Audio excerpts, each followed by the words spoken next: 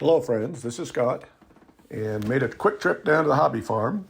And my sole purpose, at least on this trip, was to bring down some more compost from the chicken yard, build this front bed as you see there, and I wanted to plant a couple trees that I had purchased on discount, and apple trees there. I want to move that tree, figure out what to do with that. It's in a bad spot, and compared to where this other little pine tree is. I hate killing trees. I just didn't want to get rid of these, and I've been looking at them and just not sure where I want to put them. So first step though was to accomplish getting this material out of my truck, because again, I didn't know how much more I could do, but I wanted to at least get this material from the chicken yard, and it should be enough to plant the plants that I brought, which include some bushes. I'll show you here in a minute, some berry bushes that I bought online that have been sitting in too small of pots and been drying out and have been kind of a problem. I've lost several plants that I bought, so I wasted a little bit of money when I got excited about buying the hobby farm. I started buying bushes before I was ready for planting bushes. As getting these bushes in the ground is kind of an exigent circumstance now, is to try to keep them alive. I decided to put them in this hugelkultur bed that I built recently on one of the last videos. And so remember with wood chips, you always pull the wood chips back. And again, I built this soil up from sticks to good chicken compost, and then I topped it off with 4 to 6 inches of bark. Makes planting very easy. Simply have a bucket there, dig 1 scoop. Now this is a goji berry. I have 2 of these goji berries that I'm planting in this area, along with some couple raspberries, and I've got, I think, 3 elderberries. And then there's a currant that I'm planting on the other side of the house. These may not be the perfect places for these bushes, but right now, I've been struggling to get some beds made with all the other projects I got going on, and I need to start getting into the inside of the house more also. So I figured October is going to be the year where I'm going to be doing a little bit more outside and then bouncing inside. But after I planted the plants, or the bushes, as you see here, all the wood chips are pulled aside. Now it is critical when you're building beds with carbon and other raw materials that are dry, you need to water them in. So I pull the wood chips back, I dig the hole in the compost, I plant the plants, and then, as you see here, I just grab a hose and I'm going to water everything in. Because if I pull the mulch back over the beds and then I water, I'm not going to get the water down where it needs to be. So I need to water twice. I need to plant the plants, I need to soak them in really good. When I built the beds, I soaked these beds in, so there's moisture down throughout the bed already. So I don't want all this dry material wicking water away from the plant. So first step after planting is to water everything in really good. And then the next step will be to pull the mulch back, and then I will again water over the top of that and soak everything in so that we've got it tucked in, and the water needs of this bed will not be daily. I think if I water these at least once a week or once every couple of weeks, it'll probably be just fine. Here's where my path kind of diverged. After planting all the bushes, I see all these shrubs hanging over the fence, and they're shading, and they just look like crap, frankly. So I didn't have my hedge trimmer with me, and so I thought, I guess I can't do that part this trip. But then I remembered I have my chainsaw. It's an electric chainsaw, and I didn't have any oil, so I overcome another obstacle, ran to the gas station, bought some bar oil, and this is what I did to those bushes with this little chainsaw. Again, it's not the most preferred method for pruning bushes, but I need to get some of this mess out of the way. So, in making progress, you got to make new piles of garbage. So I've been getting rid of garbage and getting rid of sticks and all this stuff, and I'm just adding to a new pile of sticks. But you always find little surprises, and here's some red grapes that are tucked in here that I didn't know existed. And so I had a little snack. They were tasty. They're seedless, so they're just a nice small size little grape, and I can always, maybe I'll manipulate this trellis and attach a trellis on the other side of the fence and have grapes along the front. But here's the first initial pile from just what I trimmed off the bushes just on the other side of that fence you see. So, there's quite a bit of stuff there, but not so much. Then I decide I have a little extra time, and I'm looking in the backyard next to this beautiful greenhouse that the previous owner put on here that I'm going to be getting rid of next year, first thing.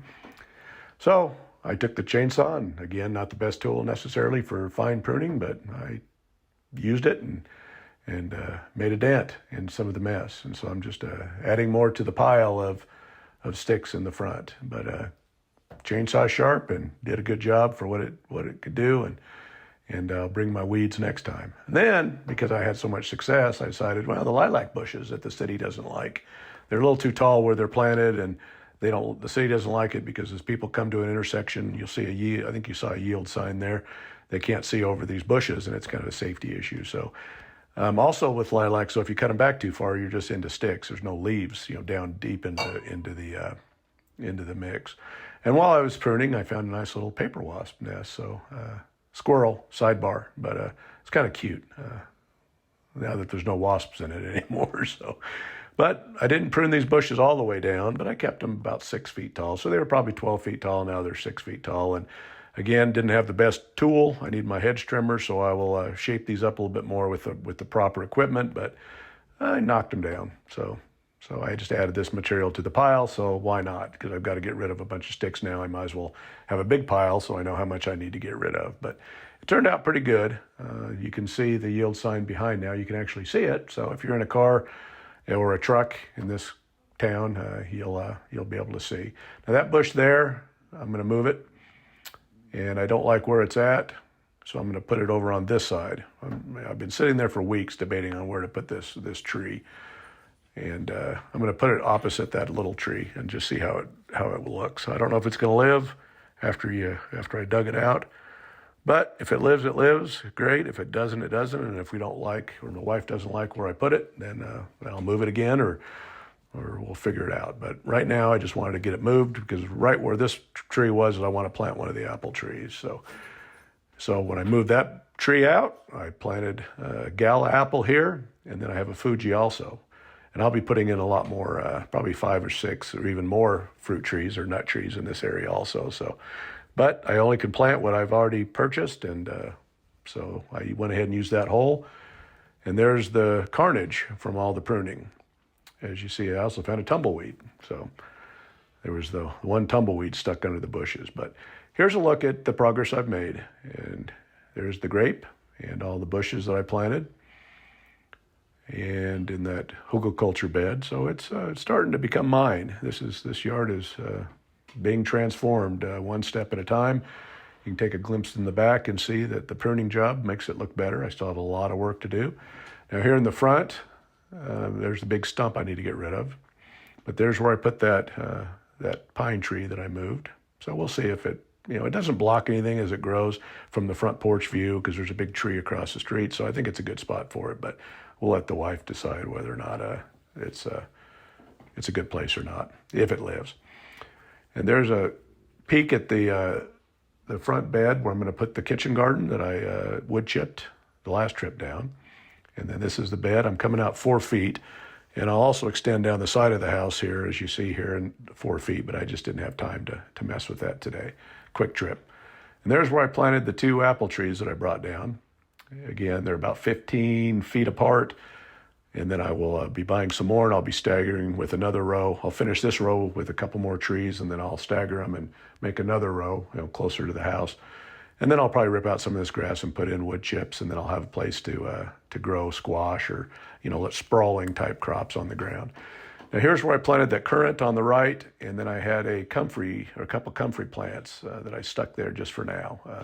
Comfrey's, where you plant comfrey, you're always going to have comfrey, so I got to be careful where I planted it. But it was going to die if I didn't get it in the ground. So I'm just going to put it in the ground just so I can keep it alive, and then I'll figure out whether that's the right place for it or whether I want to move it also. But things are starting to shape up, and I'm starting to make the yard my own and starting to see a little bit more vision every day.